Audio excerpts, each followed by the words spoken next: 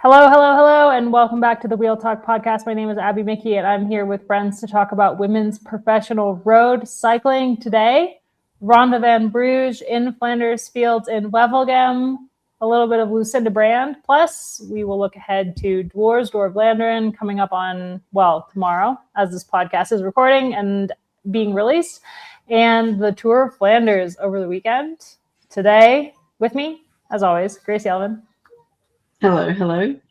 Just doing a bit of last minute homework, but good to be here as always. Georgie, how? I was also doing some last minute homework because, I'm coming with baggage tonight. I just looked at my eyes. The bags underneath them are just like, they're nearly at the floor. But I'll get through tonight. I'm looking forward to the long weekend. But we do get some great bike racing to talk about. And apologies Loren if I mince my words. G'day. I was just going to say, Georgie, the lighting's doing you a great favor because I cannot see your bags. I can see them. There's one there, and there's one there, and they're very low. Maybe since we're doing this video recording thing, we need to all invest in like the ring lights that go. Nope. I have one. I had it on a couple of weeks ago, and it just annoyed me too much. I had to turn it off. It was making my eyes water. I mean, this is low effort. I'm in my pajamas.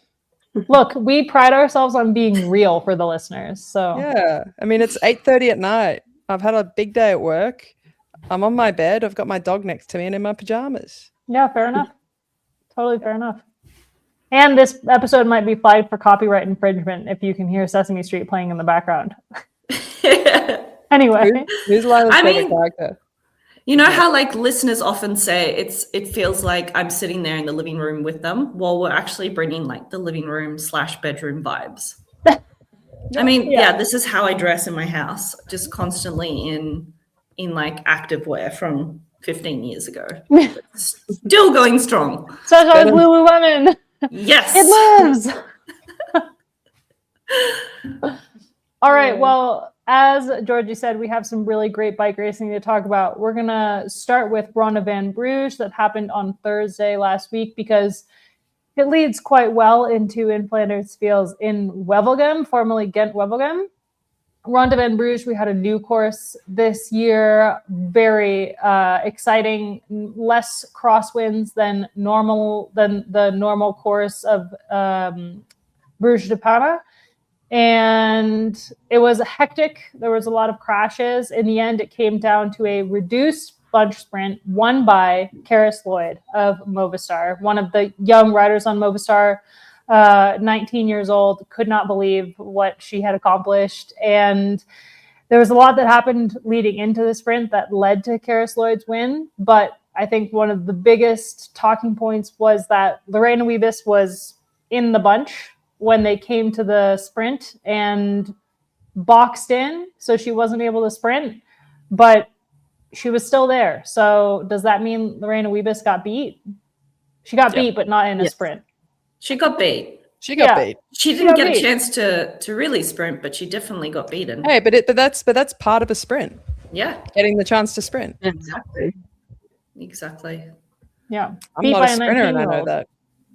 We should probably start off by saying that the conditions were horrendous. So for anyone who didn't tune in and watch the race, or maybe you just watched the short package of the race, I was there. I live here in Bruges. So I was at the start and it was raining on and off. It was freaking cold. I was glad not to be a bike rider in that moment. People on trainers warming up. The mood was still pretty good. It's a certain type of rider that comes to this race. Unfortunately, some riders who weren't meant to be at the race got pulled in last moment, and I'm sure they regretted that decision from the team. But it was horrific. So I actually went straight home to do some work, and then it just started pouring down at different parts of the day. But the worst part was there was hail. So it hailed on the riders and it got very, very cold in that moment. And speaking to a couple of team managers the past few days, I just asked how the experience was for the riders. And yeah, it was really, really tough day out there.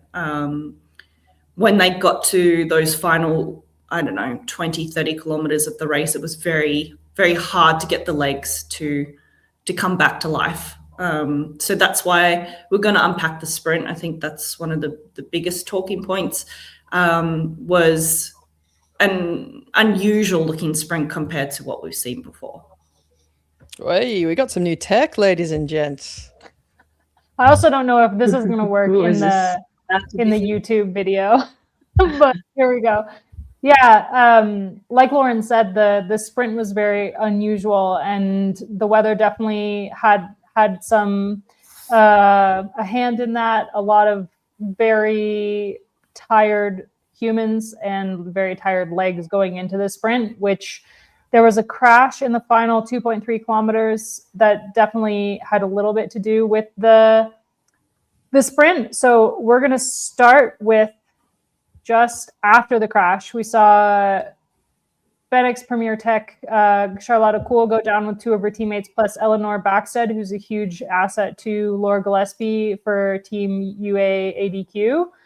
So we had that crash that significantly impacted some of the sprinters and lead out trains.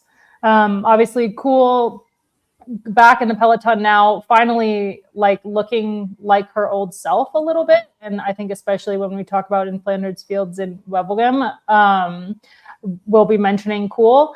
And so for her to be out of the sprint without even really getting a chance, I think would have impacted the sprint. But once we got into the final kilometer, that's when the sprint itself started to take shape with teams trying to do a lead out. And at this point, Little Trek was really the team that impressed me the most with their ability to reorganize and be present at the front. And along with AG Insurance Dudal, they were up there. But I want to hand over to Gracie to talk about how the sprint goes down at this point. Gracie, I'm really putting you on the spot, but you are the expert. I'm going to have to put my glasses on here, but I'll try and do it a bit from memory as well. I agree. I think Trek did a great job in this lead out.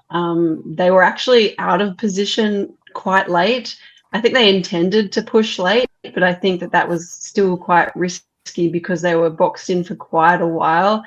I think they knew that it was going to swing around enough that the road would open up, but they got organized. And I think this is the most organized we've seen Trek for a number of weeks, if not all season. So I think that's finally coming together for them, and that trust in each other and the dynamic.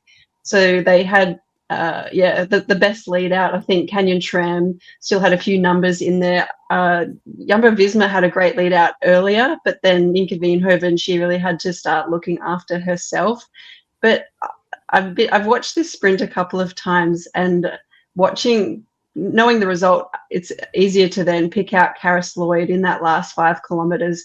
She was a solo agent. She looked after herself. She hit out really early. She hit out with 175 meters to go. I think she surprised everyone. And I really agree with the fact that the actual elements of the day, the weather, had a big impact on that sprint, despite that rushing large group coming into the final. The fact that she was able to jump, surprise, and go all the way to the line there, I think that tells us a lot about individual physiology and how that can suit or not suit certain conditions. And that really comes out in the Spring Classics because they can be so brutal, so cold, wet. I laughed out loud when I was watching the race and it started hailing. I felt so bad for the riders, but I've been in that position. I've been hailed on, and it's so awful. But I was chuckling because I was on my couch. And I think that Karis is, I don't know her, but British riders tend to be okay in tougher elements because that's kind of how they grew up. That's how they trained, and they just get on with it. Lizzie Deignan is a great example of that. She was the least bothered by the weather in her career. I remember sitting on the start line with her, and she would be the only rider without any gloves on in the Spring Classics, and just, her body was she was fine. She wasn't annoyed by it at all, or it didn't affect her. But yeah, sorry, off on a tangent here. Going back to the sprint, I think the job that Trek did was really good, and it was a shame that they couldn't fully convert that into the win with Balsamo. She's definitely coming good, but we're just not seeing her quite at her best yet, but oh so close. But I think, yeah, Karis she had wings that day. She must have dealt well with the elements and was able to just surprise everyone. So Abby's giving me a few more scenes here to watch. But yeah, I think that crash probably didn't hugely affect. I think it had a moderate effect on the final, but not like the biggest effect. Shame to see Charlotte cool out of that particular sprint, but I think overall it didn't affect the whole bunch that much. I don't know. I feel like I butchered that sprint analysis, but keen to hear your guys' thoughts. No, you did. You did great. You did great. And I put you on the spot. But I wanted to pull up this video from Cosmo Catalano from how the race was won, because he just did like such an amazing job of breaking apart the final, like, I don't know, 600 meters, where he pulled out where Karis Lloyd is in the bunch and where Wiebes is in the bunch, and how at that point Wiebes is isolated, which it's not the first time she's been isolated, but it's the first time she's been isolated and it's lost her the race. We've seen her isolated in like UAE Tour. She had a couple stages where they weren't able to connect, but she still won the stages. But this was the first time that she was really like left completely solo and she couldn't get on the right wheel. And you see as they're coming into the finish that she's on the right side of the road and Little Trek is on the left side of the road, and she sees that they're the most organized and she moves over. And there's a moment where her and Karis Lloyd actually bump shoulders, and Wiebes keeps going all the way to the left. Karis goes into the middle and she's got road in front of her, so she opens up her sprint. And at that point you also see that this is when Balsamo's race goes sideways, because Fleur Morse is right in front of her and she doesn't have anywhere to go. She's got a UAE rider on her right, Laura Gillespie, and then there's the Kenyan SRAM Zonda Crypto rider in front of Laura. So then Fleur has nowhere to go. Balsamo has very little room to get through past the barriers and her own teammate until Fleur moves over, and then Balsamo can open up. But at that point, Karis Lloyd has already started her sprint and taken off. And I think, like Loren said, a lot of very tired, cold legs meant that the bunch coming into the finish was more compact than we would normally see going into a sprint like this and going into this race in particular. But it definitely, it was just such an impressive reaction from Karis Lloyd to be like, okay, I'm here, when in doubt, lead it out. And she went, and to be able to hold off then the sprinters coming from behind. And Balsamo in particular, I think for her, it's been quite a disappointing season so far. It's been disappointing for Little Trek, but for Balsamo in particular, it's been I don't think she's ever had a season where she's gotten to March and she hasn't won a race, or gotten to April and hasn't won a race. Like, she's at least winning stages of Setman Valenciana, of Extremadura. And I talked to Lucinda Brand, which will be later in this episode, about the team's luck and kind of how the team is finally kind of coming together at this point. And their lead out was very promising going into the races to come, but that because they still haven't quite dialed how the team rides together, Fleur just didn't know where to go when the sprint was starting and there was no room for her to move out of Balsamo's way. So, at the end of the day, it's just like, kudos to Karis Lloyd for an incredible win. Really, really promising talent coming out of the UK at the moment, between Kat Ferguson, Karis Lloyd's teammate on Movistar, Imogen Wolf, who's on Visma Lisa Bike and has had some incredible performances, especially last year in supporting Mariana Voss. Millie Cousins, the British national champion on Picnic Post NL, Binex Premier Tech. Oh, geez. My mind just did a blank. But she's been up there and like in the front of races all season long. And so I think like for the UK, it's just really cool to see so much talent coming through when we know that their cycling scene has taken a hit in the last couple of years, and their development teams and everything. Like, they've been one of the nations who have really lost a lot. And so to see so many riders coming through at the moment, so many young riders, like they're all super young, is really, really impressive. Yeah. I mean, can I just ask some like sprint tactics of the experts in the room? So when you are Flamore's in that position, am I right in saying that she should have pushed maybe like not much, because you don't want to leave, like you want to Balsamo to gate the left-hand side as much as possible. She doesn't want to let someone else come through on her left, but you leave enough of a gap so that way you can, like, she does have room that she can kind of not swing directly into UAE, but push UAE out a little bit and let Balsamo come through on the left. Is that right? I mean, that's the tactic, of hugging the barrier like that. Obviously, it's the idea is that you open the door just for your sprinter. So if someone is on the sprinter's wheel, another sprinter, then it becomes increasingly hard for them. They've got to open up their sprint like even a little bit later because they've got to get through the door as well. Yeah. Okay. But again, it's the experience thing that Abby touched on. They're just figuring it all out, and I think they had a good race overall. Little Trek.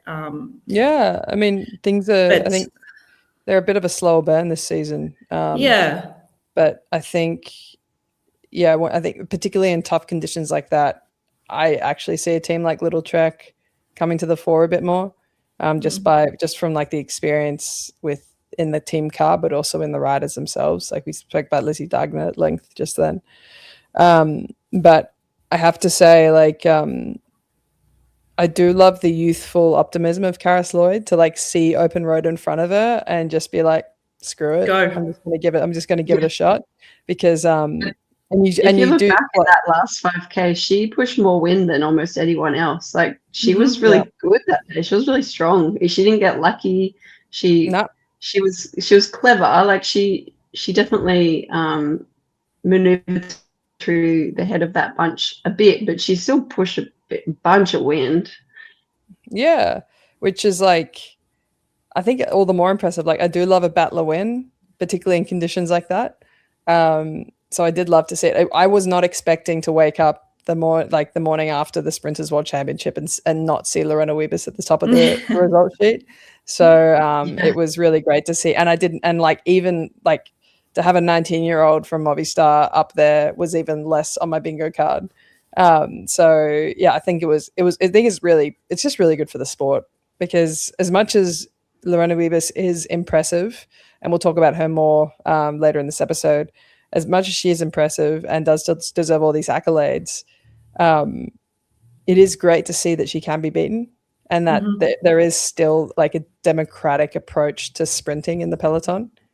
Like, it's not all just tied up. I think that's a great opportunity to move into In Flanders Fields in Wevelgem, because really the biggest talking point out of this race is just Wiebes and how incredible she is.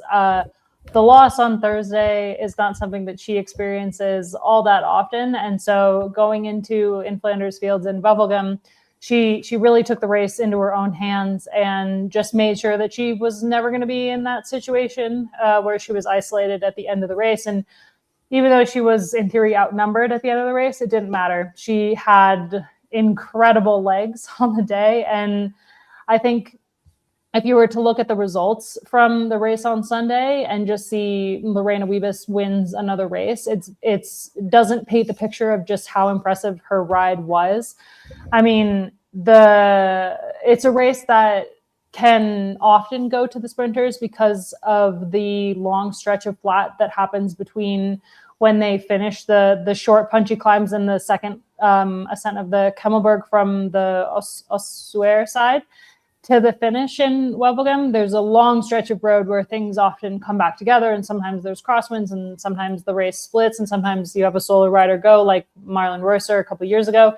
But this year, like on those climbs, she looked like she was the strongest one. And we had a lot of attacks from UAE Team ADQ. We had attacks from FDJ, United-Suez, two teams that have had the numbers in every race up until this point and knew that they couldn't go to the line with Wiebes.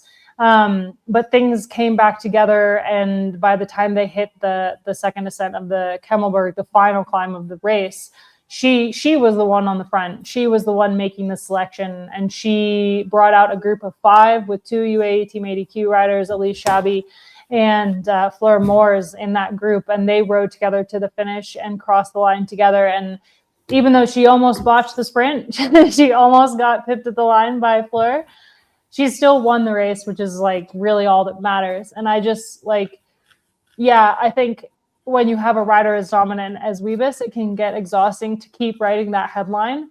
But I like cannot stress just how exciting this race was, regardless of the fact that Wiebes won yet another race. Like, she was so impressive.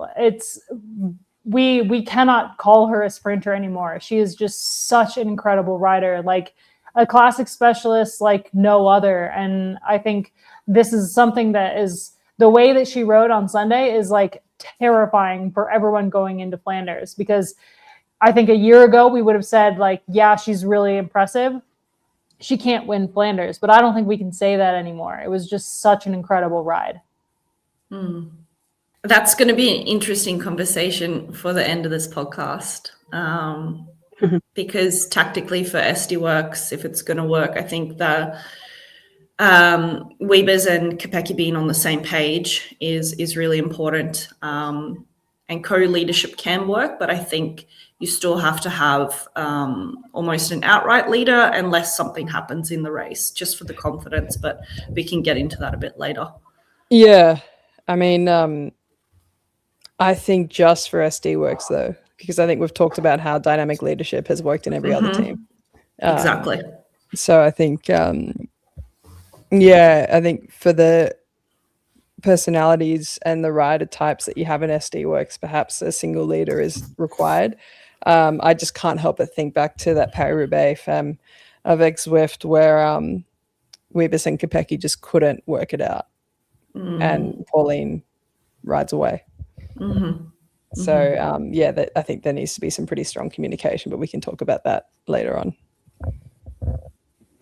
Yeah, I mean, I think the key with like in Flanders Fields and Wevelgem is that Wiebes went in the out-and-out favorite, having won the 2 editions previous. And so there was no question of who SD Works Pro Time was going to ride for. And in the end, it didn't really matter because she had, there was like one other time that an SD Works Pro Time rider was anywhere near the front of the race. And that was when Marta Locke was bridging to the breakaway with Loretta Hansen that went on the Plug Streets, which I was really excited to see back in the race. I think this race in particular is one with a lot of history and ties to history. And so the Plug Streets being added back into the race, they've not been in the race for 5 years now. I think 2020 was the last time. So just from a race preview perspective, it was more fun to write the preview with those in there. But they definitely did add a bit of dynamic to the race. We saw some great attacks on there from UAE Team ADQ was really the most aggressive team early in the race. And then that breakaway that had Loretta Hansen in it, I think I was thinking for a minute, like, oh, this has an opportunity to go. But in the end, it came back together. They came into the climbing section of the race where there were the succession of climbs and the first ascent of the Kemmelberg. And that's when we saw FDJ United-Suez really start to move in the race, start to make attacks. Celia Jerry just continues to be a really impressive rider and one to watch for the future and for the now. And also when we saw Elise Chabi kind of start to show herself, and I was surprised to see her in the race. She wasn't on the early start list, and I really have a bone to pick with these start lists before the races because my preview was like half irrelevant because the start list was so wrong. But yeah, when we saw like Francisca Koch on the front, she looked great as always on those short climbs. I think when the race like really the parts this when we can really start to talk about the tactics and where teams messed up or where things went right is on the Banneberg when we had FDJ United-Suez like really putting pressure on the race. We had Sylvia Persico putting pressure on the race, and there was a big selection that went over the top of that climb that included a lot of the key sprinters. We had Balsamo in there, we had Charlotte Kool in there, which I was really excited to see that Charlotte Kool was able to make it over those climbs in the first place. It just really means that I think she's kind of coming along in her form, and we want an on-form Charlotte Kool if we want to see Wiebes beat in an out-and-out sprint in the future.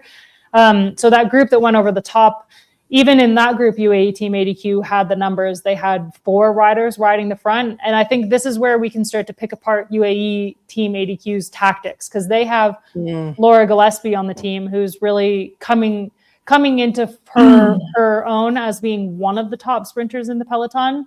She won a race already this year in a reduced sprint. She's a very strong rider, and I think they've done a lot in building a sprint train around her in the signing of Megan Jastrab, for example. But at that point, they put their 4 riders on the front just to make that group fast. And in doing so, they started to just shed riders from the group. So then when they got to the second ascent of the Kemmelberg, and it was Wiebes who put everyone under pressure, and Wiebes who dropped Kool and Balsamo, and I mean, every single person she had to worry about going into the finish. Then UAE Team ADQ still had 2 in Eleonora Gasparini, who we know is a very good sprinter from Milan-San Remo a couple weeks ago, and Caroline Swinkles, who's also a very good rider, but in a sprint, like you wouldn't fancy her against someone like, I mean, even Fleur Moores with her cyclocross background. So those 2 riders, and I think like this is where UAE Team ADQ took the most heat, is having 2 riders in a group of 5.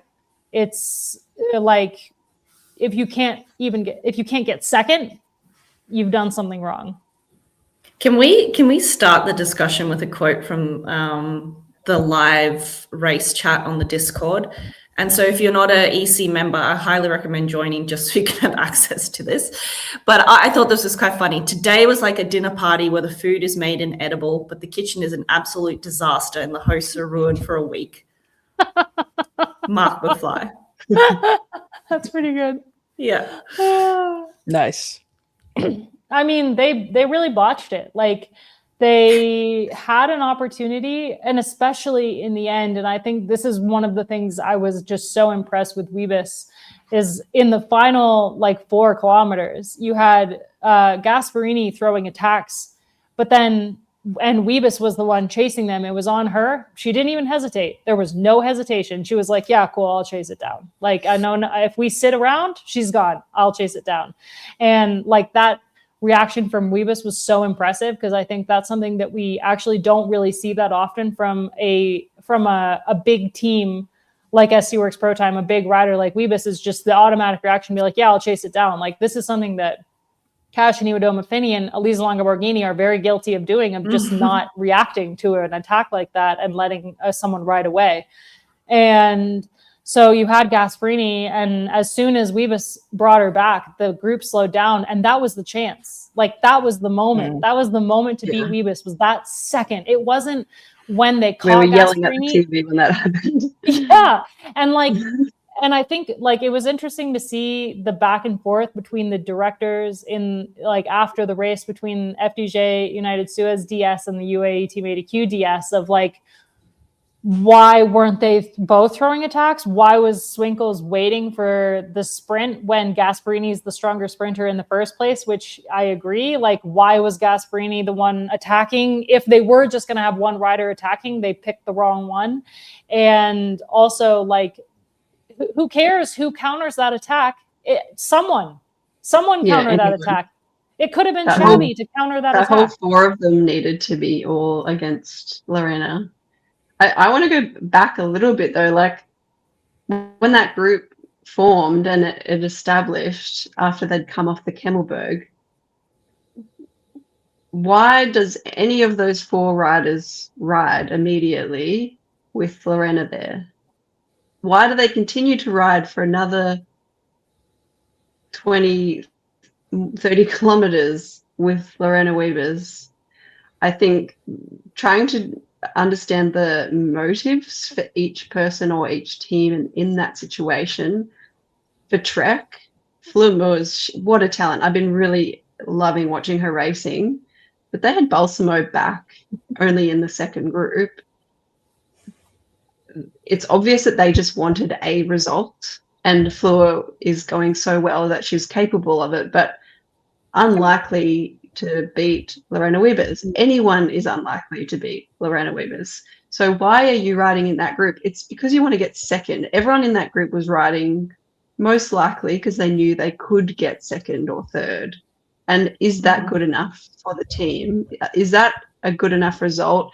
Are the odds of getting second or third still better than if you wait for your sprinters back, you wait for Balsamo, you wait for Gillespie? I can't remember who FDJ had as a fast finisher, but like, did Shabby just get a green? Was Wollaston there? No, No, but they Guazzini. had Guazzini, and she won the bunch sprint for 6th.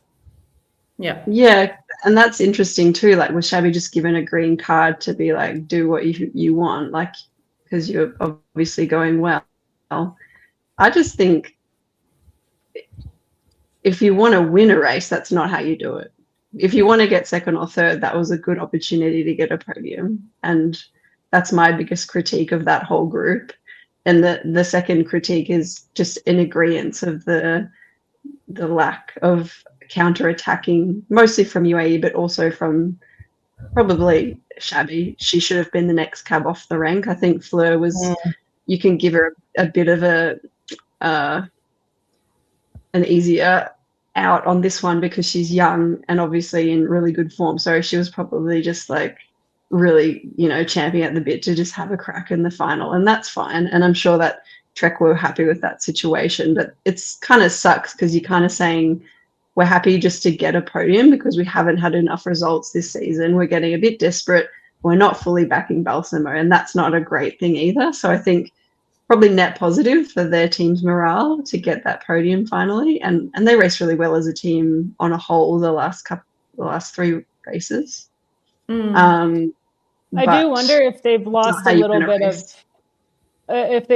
little bit of belief in Balsamo at this point. Because it's been like, I mean, poor Balsamo, like she's just taken hit after hit. Like she's broken so many bones. She's broken her jaw like multiple times in the last couple of years.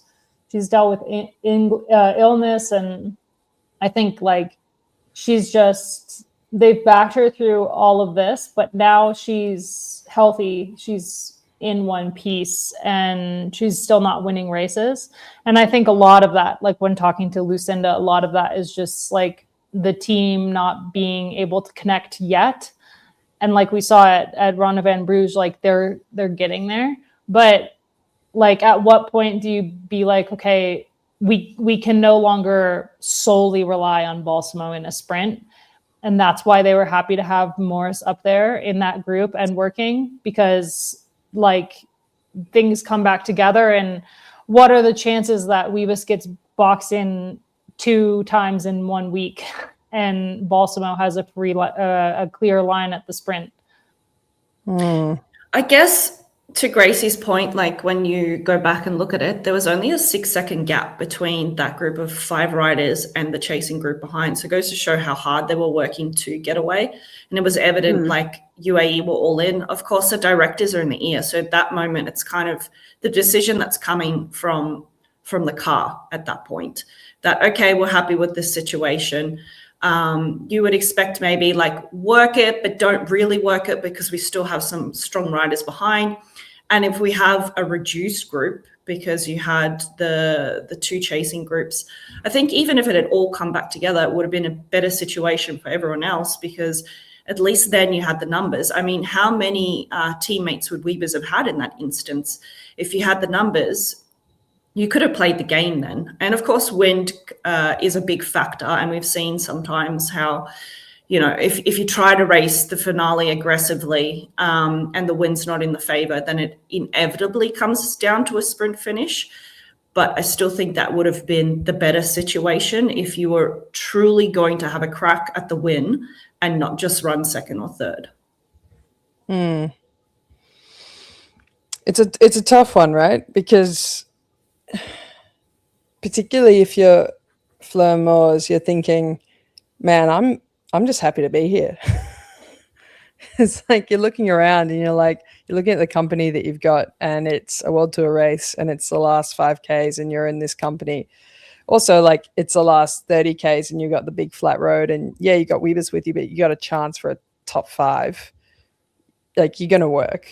And I think, yeah, the team's going to back you. But then I remember watching the replay of the chase behind, and you had like Paternoster and Copeland there. So like Copeland was pulling some big turns to get Paternoster back into the fight.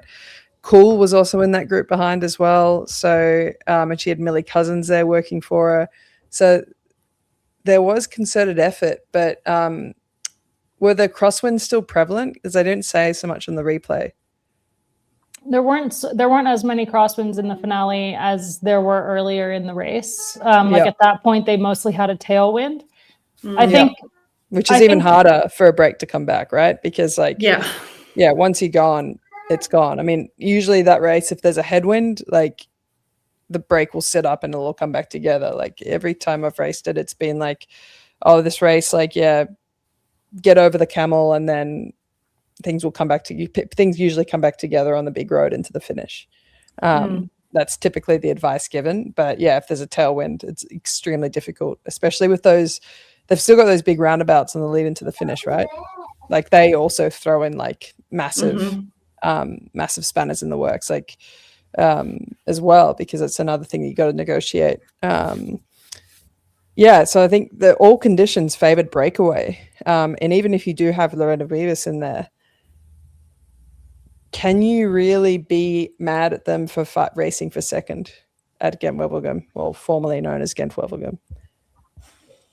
No, not completely. I think everyone's a bit between a rock, a cobble, and a hard place because I see what you did there, Gracie. Very well done. She made that group. Like, she didn't just sneak into it; she made it. Like, she was so good. So yeah, like, devil's advocate is like, you've got a better chance of a podium if you ride that group than if you wait for the bigger group behind. Because Lorena's going to win it in almost any situation. So why not just try and get what you can get out of this? So it's a bit defeatist in some ways, but yeah, like I'm critiquing it harshly because it's like, do you want to win the race? But like a podium's still important and good.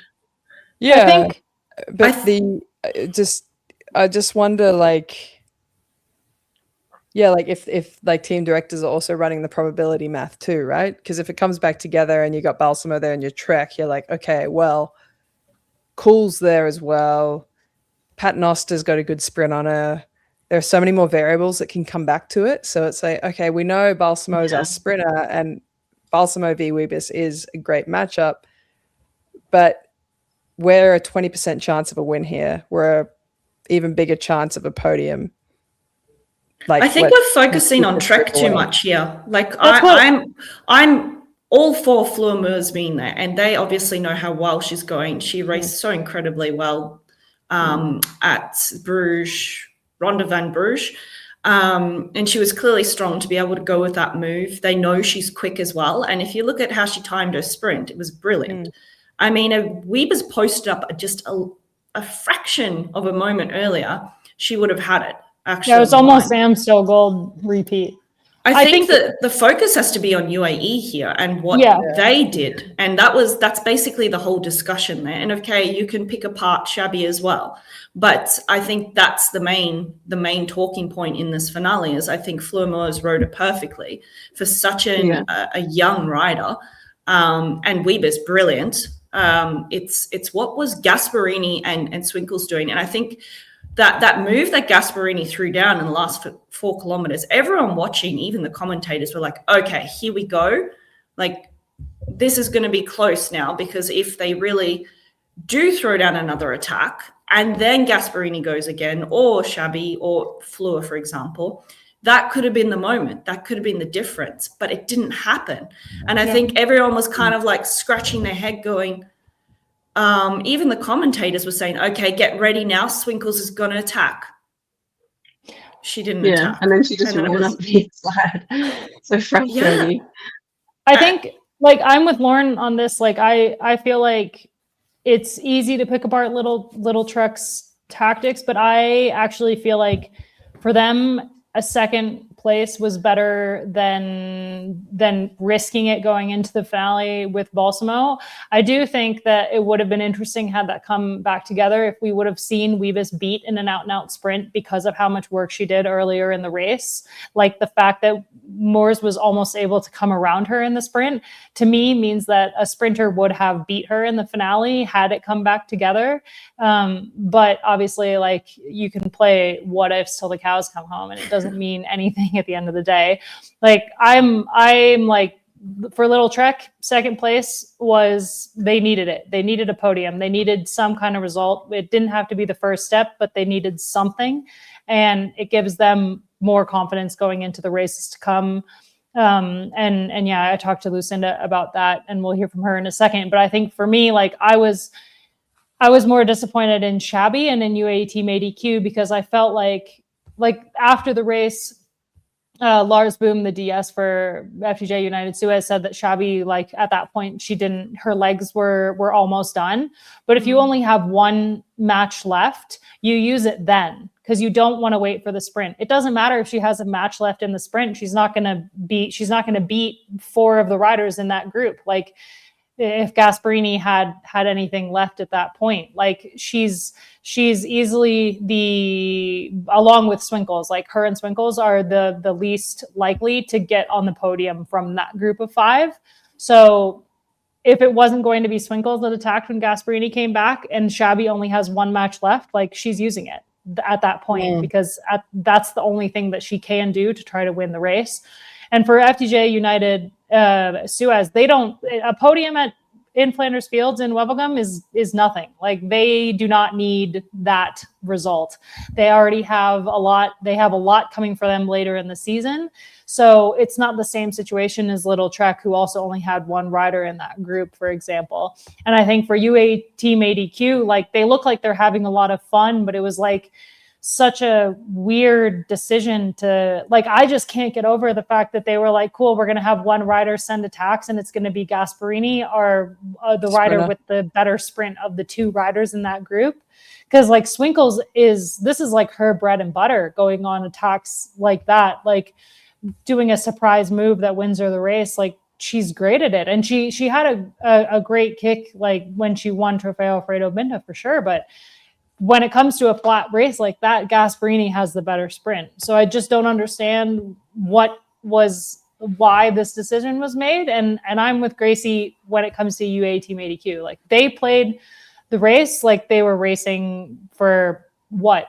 Not for the win, because, I mean, that was the most disappointing for me. And I think we're going to see, like, whole different tactics from them going into the next couple races, because they'll have Elise Longa-Borghini, but they've shown such depth in the team the last couple weeks. And so it's frustrating to watch such a strong group of riders just botch it so badly because of tactics and not because of strength.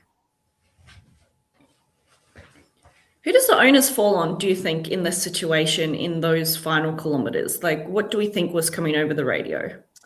It sounds like, from everything I've read after the race, that Gasparini and Swinkles talked to each other and decided who was going to do what role.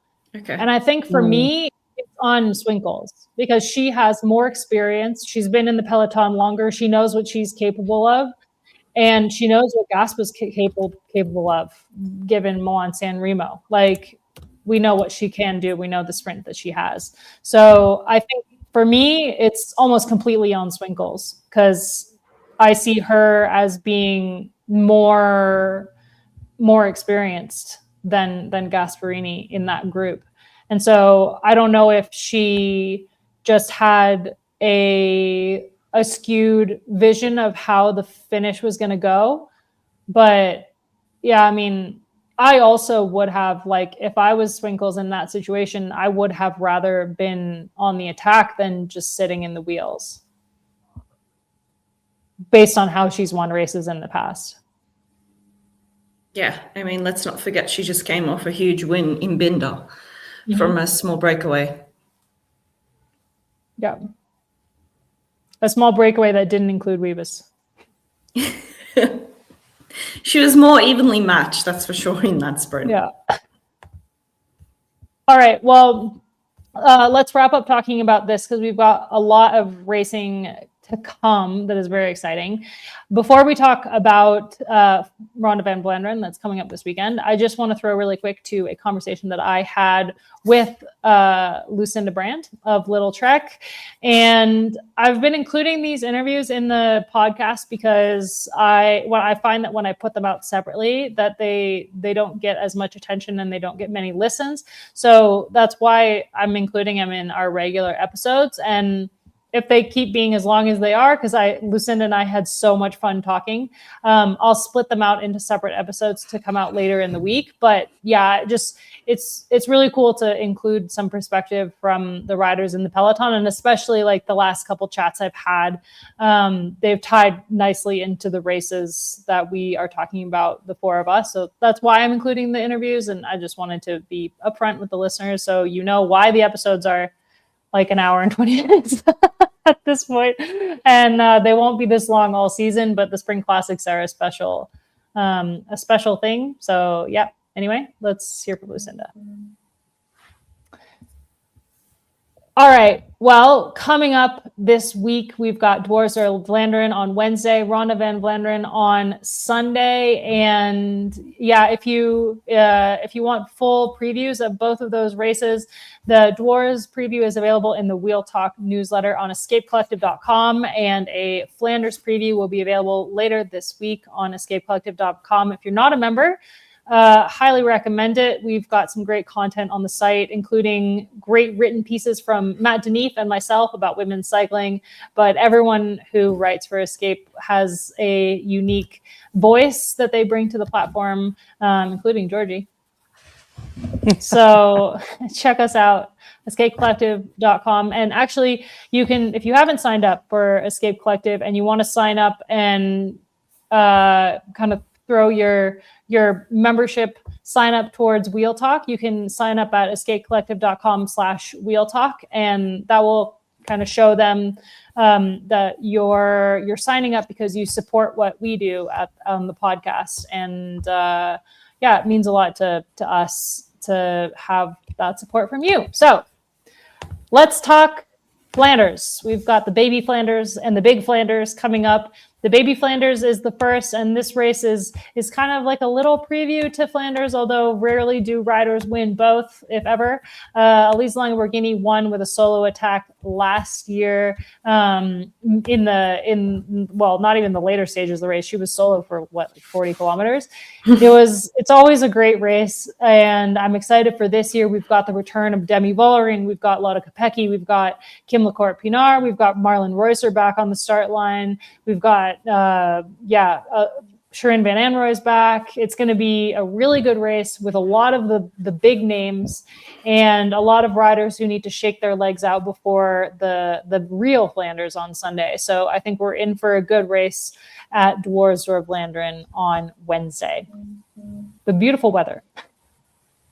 Oh, yeah, not much wind. Yeah, it is.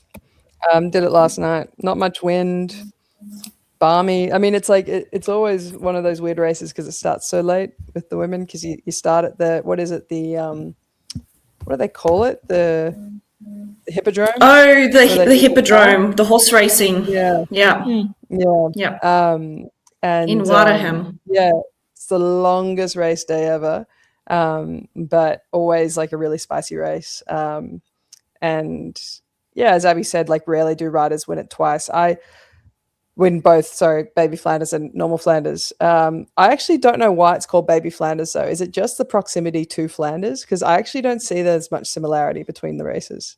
I mean, it has like climbs. It has a good amount of obstacles in it, and I think a couple of the climbs overlap. Like they do the the Hotonde, I believe, is part of Flanders, and all of this will be in the preview, so it won't be off the top of my head. But But it's changed over the years. yeah, In the past, it's included Yeah. the Paterberg and like the really, iconic Flanders climbs. But I don't know. I haven't had a good look at this year's course yet. Yeah, I mean, literally translating it. I get the notoriety. I'm just like, sorry for the angle change. I'm just getting my charger. What? It'll be great, and I think it'll be a good lead into the Tour of Flanders on Sunday, which is going to be an awesome race. I mean, we have like pretty much every single big name is set to start. Pauline Ferrand-Prévot, Marianne Vos, Reusser, Kopecky, Wiebes will be there. The biggest name that will not be there is Kasia Adoma-Finney, who's still recovering from her crash at Milan-San Remo. So that's a pretty big hit to Canyon SRAM's Zonda Crypto and to the race in general. But there's enough potential on the start line to make for a really, really exciting race. And I think almost every single team has multiple cards to play. And so it'll be a race that will have a lot of different, a lot of stuff going on. So very excited for it. Yeah, I mean, we spoke earlier about Karis Lloyd and like the impressiveness of young riders. I mean, Imogen Wolf's lining up with the Visma Lisa Bike squad. There was a rider that I saw in the race formerly known as Gent Wevelgem, who was also racing Dwarsdorf-Vlaanderen, and that's Danique Hengeveld. She was the rider that won that stage at TDU with the gutsy solo breakaway in stage 1 a couple of years ago, and wasn't started with Visma Lisa Bike last year after some impressive rides. I am pretty keen to see how she goes in a course like this as well. I mean, no doubt Vos will be the protected rider, but I see Hengeveld developing into a really, really versatile classics domestique. So I'm keen to watch that space. Loren, I don't know if you've been tracking her progress in the agent world. Yeah, of course. But I think, I mean, she already has an agent. I'm sure she's with she's with Art Sports, the Australian agency. Yeah, no comment. Yeah, I agree. And actually, it's just to quickly touch on that generation. For me, it's been super exciting. I've had some really nice conversations the past week, one with Matt Denif about the under-23 lack of calendar, and then a conversation with Matilda Price about scouting juniors, and it got me thinking about different things. But I just want to say, like, that generation of the under-19s that finished in 2022, 2023, and 2024 have been super impressive. Like, those 3 years, like, the talent that we're seeing out of those juniors has just been incredible, and their ability to step up after only 1, 2, 3 years in the elite ranks has been surprising, which says something about how juniors in general and the sport is growing and the development pathways. There's still a lack of development pathways, but how I think they're just approaching being an elite athlete maybe a lot sooner than before. I know myself as an under-19, there's absolutely no way I could have stepped up into the elite ranks as a first year, just because of the juggle between school and just actually not training correctly. So I think, you know, Coupland is in that generation, and I think she has been super impressive. Yeah. She is going to be an all-round talent that is going to get a lot of results and just seems to have a good head on her shoulders. So I'm really excited. That was just my little rant about junior going into elite. But yeah, Flanders, really unpredictable in a way to pick who the winner is going to be. We briefly touched on team tactics, and I don't know if we want to circle back to SD Works, because I think Gracie made some really interesting points from Milan San Remo. And since then, I'm curious to hear, have your thoughts changed a little bit since then? Because that was just one race and one situation. And of course, Wiebes has gone and outclassed everyone over the weekend, but that was almost a one-woman show, I would say. Yeah, I think, I can't remember if it was you or Abby only 20 minutes ago said that in Flanders Fields this weekend, SD Works weren't actually very noticeable apart from that one move from Marta Luck when that breakaway went. So like Wiebes has jumped up another level again this year. She's going really well. She can usually handle things herself. But yeah, like I think we're still not quite seeing a super cohesive team in general. So I don't know if that's because of just being a little bit off in form, or if it's like a tactics issue or a cultural issue. But you can't hide in Flanders. Like it's just one of those races that everything's sweet, la la la, oh my god, the peloton is so big, and then boom, it just goes to pieces so fast, and you're just caught scrambling, and you need numbers in that last 30 kilometers. And if your team hasn't been kind of looking after each other for that whole race, and when everything seems all sweet and fine, then you're going to be in a lot of trouble. And look, Lorena and Kopecky, they probably don't need much extra help. I think they probably only need one other person. But like I agree, I think they have to figure out how they're going to play it. I think they can play together. I think that they seem to like each other. They seem to race well together. So I think that they just have to be super clear on whose role is what that day, and how much work Lorena's going to actually be expected to do in certain moments to go with attacks or to really be conservative. Because obviously she's climbing well, but when you've got someone with such a good sprint, you do want to save them as much as possible. So I think that's going to be tricky for them, and I think that they're capable of pulling it off. But yeah, I think in my mind I've still got that same question mark around where they're really at as a whole team. Yeah, I think my colleague has just joined me, for those watching. Yes, hello. I think, what do you guys think about how other teams are going to think about this? Because no doubt they'll be thinking about their own races, but surely there's a tactic in on itself of we need to figure out how we can exploit the possible inconsistencies between Wiebes and Kopecky. Like, how would you do that if you're another team, say like AG Insurance or EF, who, by the way, Faulkner's back racing with? That'll be interesting. I don't know if teams think like that. I think that going into a race like Flanders, that if I was a DS making a plan and I knew we were coming up against Kopecky and Wiebes, my thought process wouldn't be so much how do we like separate them and isolate them. It would be more how do we put our riders in a situation that benefits them the most? Because I think you can't control what SC Works Pro Time is going to do, and you can't control what Wiebes and Kopecky are going to do. You can only control what your own riders are going to do. So if you start thinking about trying to manipulate other teams, it's most often going to go sideways versus focusing on your own plan and your own strategy. I agree with that.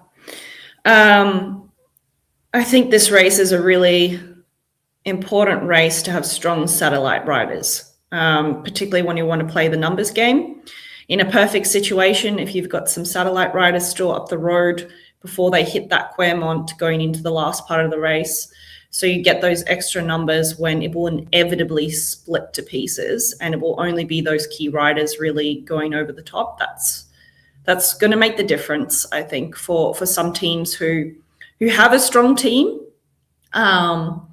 but maybe feel that they just need that extra support there in the end. But I think on paper, we've got how many teams with a rider who could go over the top with the best of the best? 7? I mean, there's at least one rider from the majority of the teams on the start list, Exactly. which is really exciting.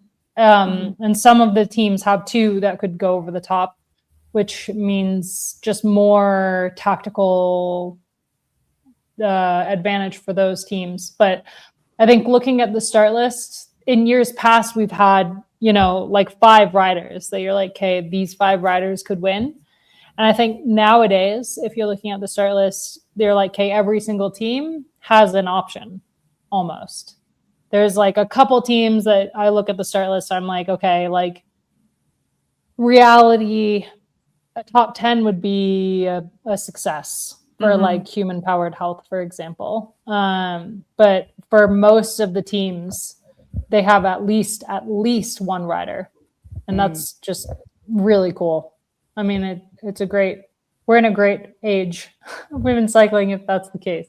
The golden age. Yeah, the golden age. All right, well, let's wrap it up. I think, it's going to be really exciting, and we'll be back next week to break it all down for you. But today we're going to end the episode like we always do with obsessions. My obsession is becoming a real problem because I'm obsessed with it in my sleep, and that's BTS.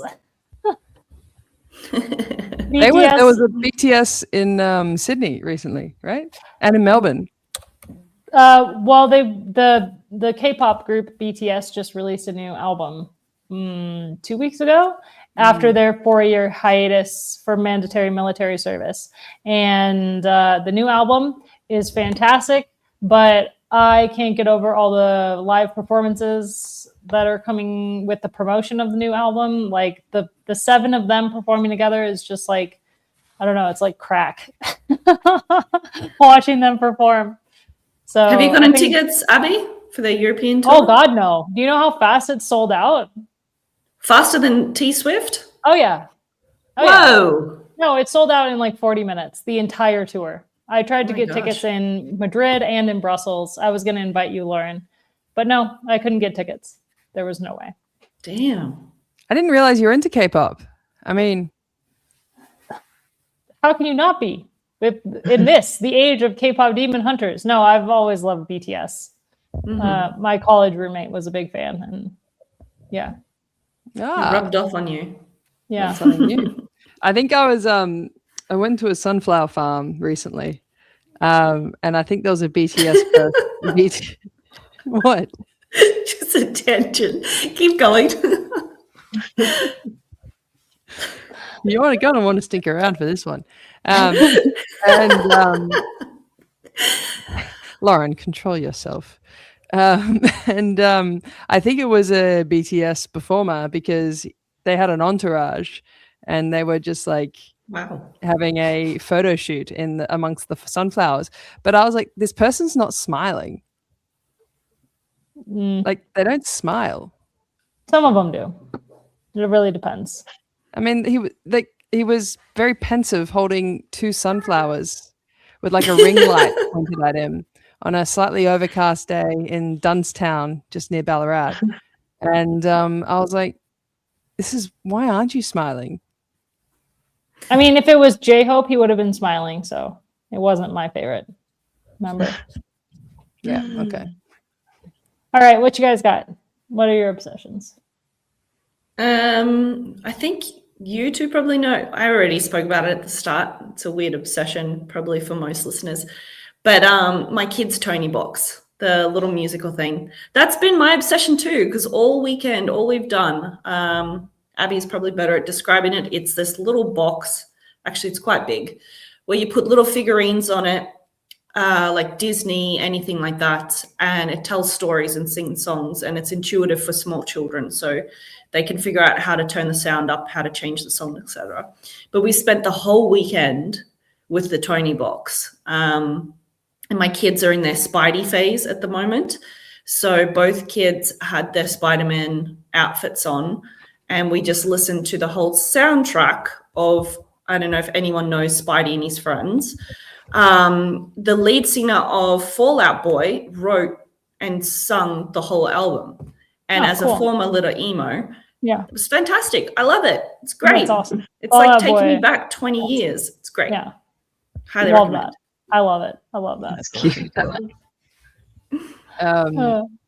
My obsession is a new release movie starring Ryan Gosling, Project Hail Mary. I saw it in IMAX, so like the really big screen here in Melbourne on Friday night. I'd listened to the audiobook twice last year and the year before.